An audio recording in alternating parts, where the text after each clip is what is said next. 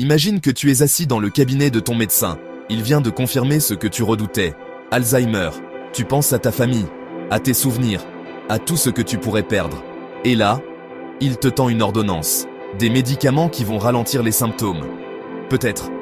Mais ce qu'il ne te dit pas, ce qu'aucun médecin généraliste ne prend le temps de t'expliquer en consultation, c'est que selon une étude publiée dans The Lancet, la revue médicale la plus respectée au monde, près de 40% des cas d'Alzheimer auraient pu être évités. 40%. Cela représente, en France, plus de 500 000 personnes qui n'auraient peut-être jamais développé cette maladie, si elles avaient su ce que tu vas apprendre dans les 25 prochaines minutes. Commençons par les faits. En 2025, 1,4 million de Français vivent avec la maladie d'Alzheimer ou une démence apparentée. C'est 2% de la population entière du pays. Et ce chiffre va doubler d'ici 2050. Chaque année, 225 000 nouveaux cas sont diagnostiqués en France. C'est un nouveau cas toutes les 2 minutes et demie. Le coût économique de la maladie ? 35,5 milliards d'euros par an. Oui, vous avez bien entendu. 35 milliards. Soit 15 fois plus que les chiffres officiels reconnus par les pouvoirs publics. Ces chiffres sont vertigineux. Mais voici ce qui devrait vraiment nous révolter. En juillet 2024, la commission d'experts de The Lancet, 27 spécialistes mondiaux de la démence, a publié une mise à jour historique. Leur conclusion, près de la moitié des cas de démence pourraient être retardés ou complètement évités en agissant sur des facteurs de risque modifiables. Des facteurs que nous contrôlons, pas les gènes, pas la chance, notre mode de vie. Et pourtant, dans les consultations médicales ordinaires, combien de médecins prennent 20 minutes pour vous expliquer ces 12 facteurs en détail? Très peu. Pas parce qu'ils ne vous aiment pas, mais parce que le système n'est pas fait pour ça. Alors faisons-le ensemble, maintenant. Voici peut-être la révélation la plus troublante de cette vidéo.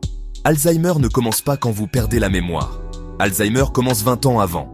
Des chercheurs ont découvert que les plaques amyloïdes, ces dépôts toxiques qui détruisent les neurones, commencent à s'accumuler dans le cerveau des décennies avant l'apparition des premiers symptômes. En France, des biomarqueurs biologiques peuvent aujourd'hui détecter ces dépôts bien avant le diagnostic clinique. Mais comme l'explique un rapport de 2024, le dosage des biomarqueurs n'est employé qu'une fois que des symptômes se sont manifestés. Autrement dit, la médecine attend que la maison brûle pour appeler les pompiers. Et il y a plus.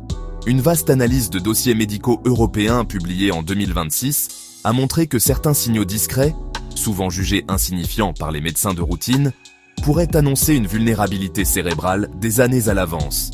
Quels sont ces signaux ?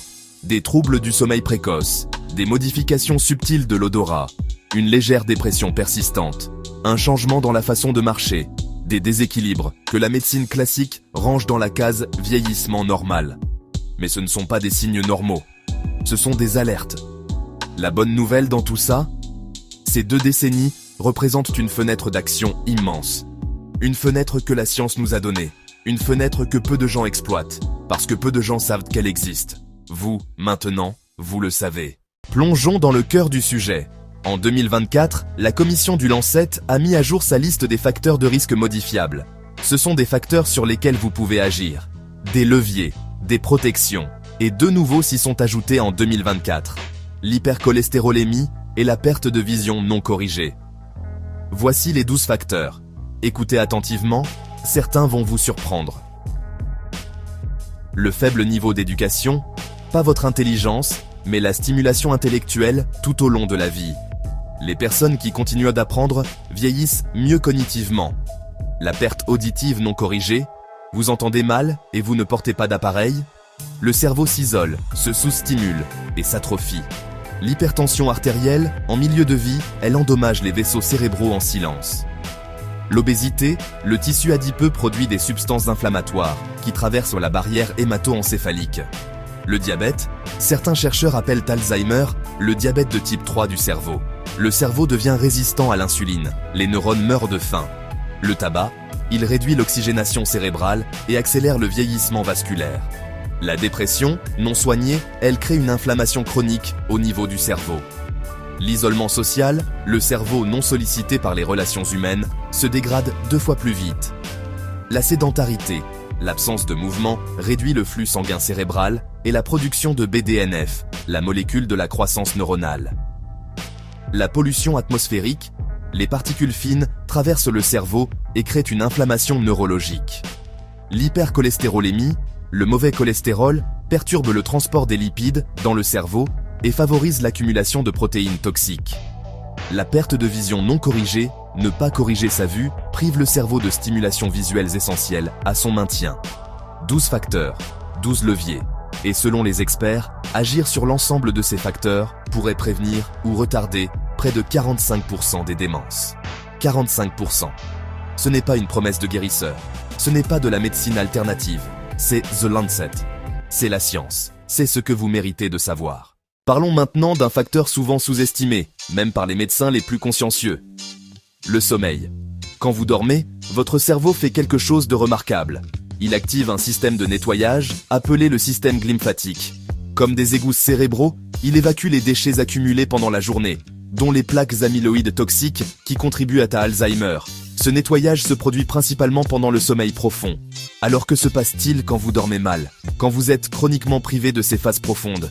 Les déchets s'accumulent, les plaques se forment, le cerveau s'intoxique lentement. Des études ont montré qu'une seule nuit de mauvais sommeil suffit à augmenter mesurablement la quantité de protéines amyloïdes dans le cerveau. Une seule nuit. Ce n'est pas anodin. Les troubles du sommeil figurent désormais parmi les signes avant-coureurs précoces d'Alzheimer. Mais le cercle vicieux est là. Alzheimer perturbe le sommeil, et le mauvais sommeil accélère Alzheimer. La question qui se pose alors, combien de millions de personnes âgées prennent des somnifères, des benzodiazépines, pour dormir? La réponse en France, plus de 11 millions de personnes consomment régulièrement ces médicaments. Et des études ont établi un lien entre leur consommation prolongée et un risque accru de démence. Le remède contre l'insomnie pourrait aggraver le problème qu'il était censé résoudre.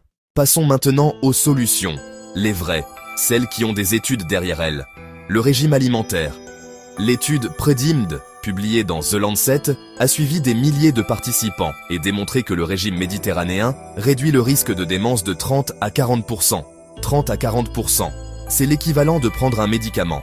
Mais ce médicament s'appelle huile d'olive, poisson gras, légumineuses, noix, fruits et légumes colorés.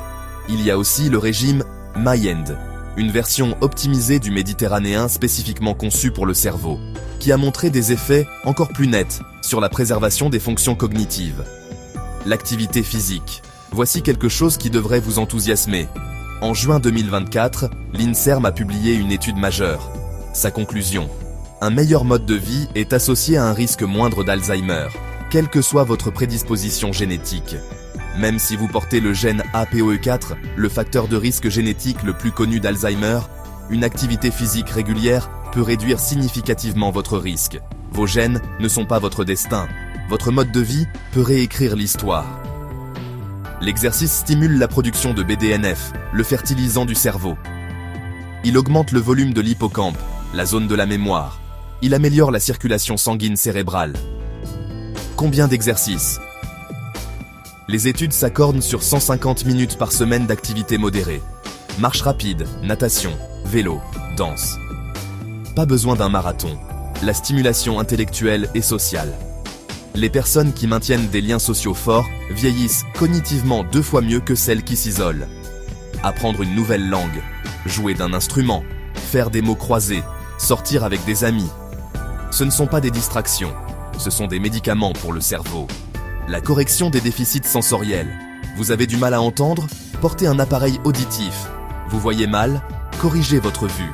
Ces 2 gestes simples figurent maintenant parmi les interventions préventives les plus puissantes identifiées par The Lancet. Simple, accessible, et pourtant sous-utilisé. Vous avez maintenant quelque chose de précieux. Vous avez la connaissance. Et la connaissance sans action ne vaut rien. Alors voici votre plan d'action. Concret, progressif, validé par la science. Votre protocole cérébral en 90 jours. Jour 1 à 30. Les fondations. Dormez 7 à 9 heures par nuit. Pas de compromis, c'est quand le cerveau se nettoie. Réduisez ou arrêtez les benzodiazépines. Parlez-en avec votre médecin. Il existe des alternatives non médicamenteuses efficaces. Thérapie cognitivo-comportementale, mélatonine, hygiène du sommeil. Faites contrôler votre tension artérielle, votre cholestérol et votre glycémie. Ces 3 marqueurs silencieux détruisent le cerveau en silence. Commencez 20 minutes de marche par jour, juste 20 minutes. C'est le début de la transformation. Jour 31. À 60. L'alimentation. Adoptez les bases du régime méditerranéen. Huile d'olive au lieu du beurre. Poisson 2 fois par semaine.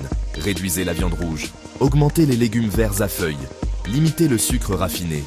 L'hyperglycémie répétée crée une résistance à l'insuline cérébrale. Ajoutez des noix à votre alimentation quotidienne. Une petite poignée de noix de Grenoble, d'amandes. Validée par des dizaines d'études. Hydratez-vous. Le cerveau est composé à 75% d'eau. La déshydratation réduit les fonctions cognitives de façon mesurable, des 2% de perte hydrique. Jour 61 à 90. Le bouclier social et cognitif. Programmez des activités sociales régulières. Pas si j'ai le temps. Dans l'agenda, chaque semaine. Apprenez quelque chose de nouveau. Une langue, un instrument, un jeu stratégique, une danse. Le cerveau adore la nouveauté. Corrigez vos déficits sensoriels. Rendez-vous chez l'audiologiste et l'ophtalmologiste si ce n'est pas fait. Réduisez l'alcool. La commission du Lancet a identifié la consommation excessive d'alcool comme l'un des facteurs de risque les plus puissants. Voilà. En 90 jours, vous pouvez construire un bouclier contre la démence. Pas une garantie absolue. La science ne promet pas l'immunité. Mais vous pouvez réduire significativement votre risque en agissant dès aujourd'hui sur des facteurs que vous contrôlez. Les études sont là. La science est là. La seule question qui reste, c'est ce que vous allez faire avec cette information. Si cette vidéo vous a appris quelque chose d'important, quelque chose que vous n'aviez pas entendu chez votre médecin, je vous demande une chose. Partagez-la avec vos parents, vos grands-parents, vos proches, parce que 40% des cas d'Alzheimer sont peut-être évitables. Et peut-être que vous venez de changer la trajectoire de quelqu'un que vous aimez. Abonnez-vous à cette chaîne pour ne manquer aucune vidéo sur les secrets de la santé que vous méritez de connaître. À très bientôt.